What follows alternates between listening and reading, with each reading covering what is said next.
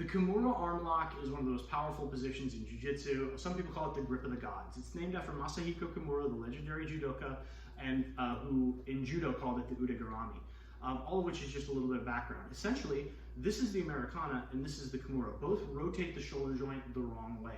As we progress in jiu-jitsu, we'll use the Kimura not just to submit from side control, but to attack from numerous different positions. We'll use it to pass the guard, we'll use it to defend takedowns, we'll use it to take the back. Very versatile grip that's really powerful, a really powerful control position. But this Kimura from side control is a classic that everybody should know.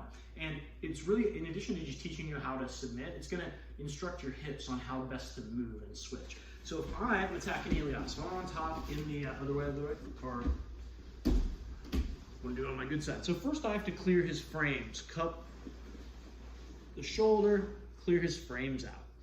A lot of times, if he doesn't have his frames, right, he needs one of two things. He needs either frames or an underhook in order to effectively defend himself. So if I've cleared his frames, what if Elias gets this underhook right here? What I'm gonna need to do is I'm gonna need to switch my position to attack the Kimura. My armpit comes to his shoulder, my hand comes to his wrist, and if I can, it's not critical, but I would like to be able to put his hand on the mat. When I do this, grab his wrist, grab my own wrist. This is the grip that you will hear referred to as the Kimura grip, grabbing his wrist and grabbing your own wrist.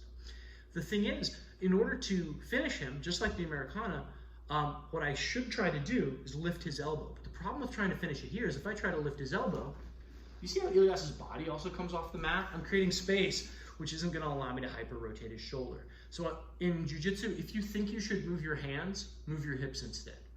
So you notice that my hips are pointed straight down to the mat. What I'm gonna do instead is I'm gonna point my hips north, which allows me to step over Elias's head. And now you see how he's ready to tap. All I'm gonna do is just gently lift his elbow. He taps. This is why I say, although I'd prefer to get it on the mat just so he can't defend at all, a lot of times guys will grab their gi, grab their belt, grab their cloth, whatever, to try to defend.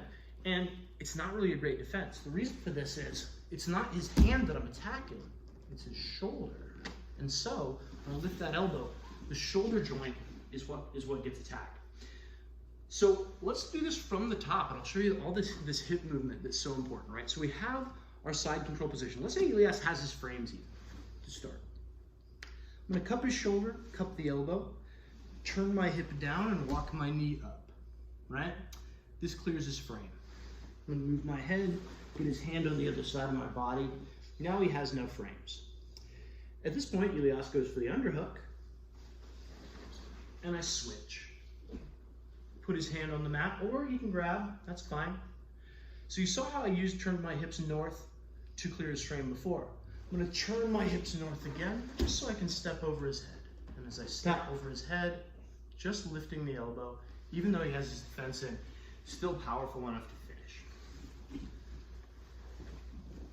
There are many, some would say endless variations on the Kimura, but that's a great place to start because it pairs really well with the Americana. As long as you have that arm isolated, whichever way he's able to point the arm, you will have a viable attack ability.